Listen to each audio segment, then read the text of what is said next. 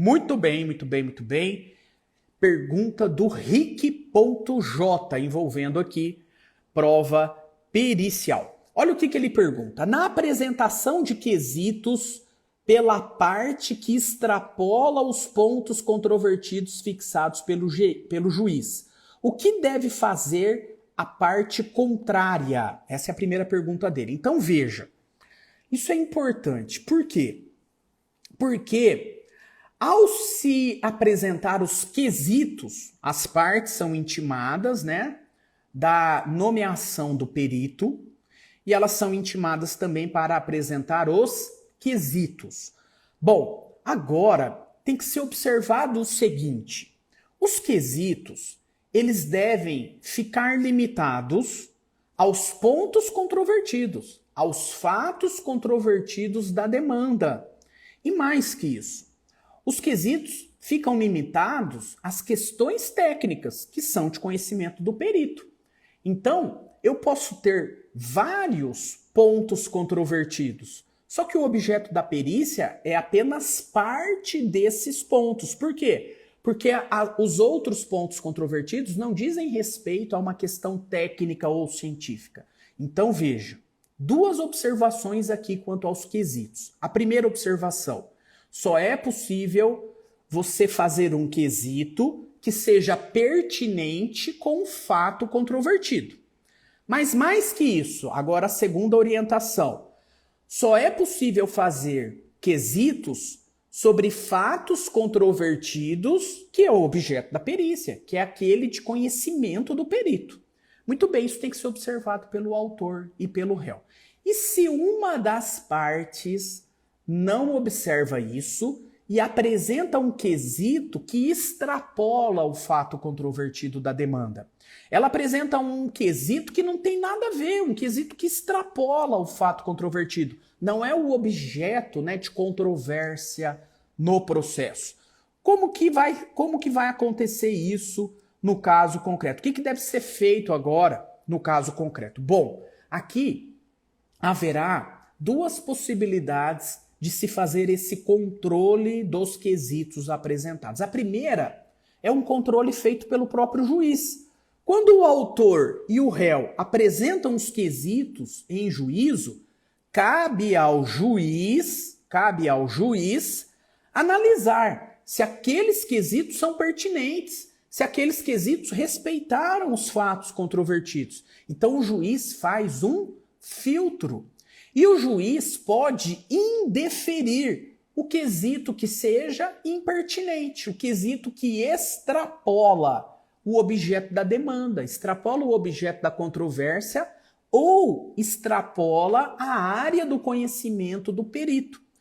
Se o perito vai responder uma questão técnica e científica, ele está limitado à questão técnica e científica que ele domina, que ele tem conhecimento.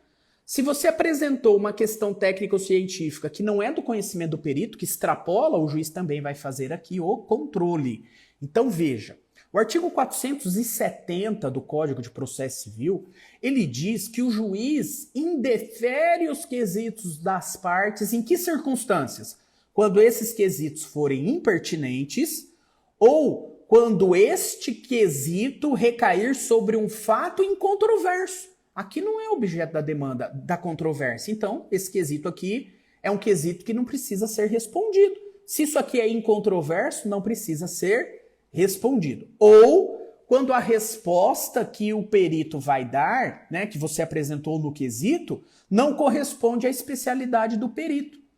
Então, nessas três hipóteses, quesito impertinente, quesito que não recai sobre fato controvertido e quesito que não é especialidade do perito, o juiz pode indeferir. Então, o juiz faz o filtro, né? Na minha prática jurídica, eu tomo muito cuidado com isso. Eu observo na prática quais foram os quesitos apresentados pelas partes e eu analiso se aqueles quesitos são pertinentes, se recai sobre os fatos controvertidos e se aqueles quesitos são da especialidade do perito. Aí, ok, se tem esses três quesitos, se os quesitos têm esses três predicados, ok, senão não, senão é indeferido. O problema é quando esse filtro não é feito pelo juiz. O juiz passa batido, o juiz não está nem aí para os quesitos que as partes apresentaram. O perito que se vire para responder isso lá no laudo oficial. Nessas circunstâncias, se você é advogado de uma parte e a outra apresentou quesitos impertinentes sobre fato incontroverso ou que não é da especialidade do perito, você, como advogado dessa parte, deve impugnar. Faz a impugnação dos quesitos apresentados pelo adversário. Por que isso é importante?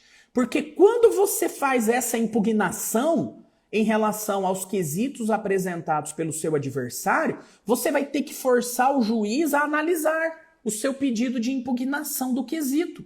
E aí o juiz vai ter que analisar se aquele quesito deve ou não ser respondido pelo perito. Então observa, o juiz vai conceder um prazo comum para que as partes apresentem os quesitos.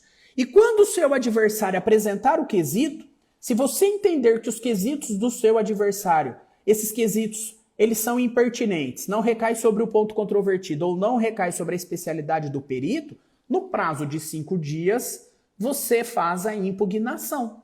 Você pode fazer isso de ofício sem o juiz determinar? Claro que sim, pode fazer de ofício sem o juiz determinar. Por quê? Porque daí você vai forçar o juiz a analisar essa questão, caso ele não tenha feito o juiz de ofício. Então, na prática, isso é muito importante, tá bom?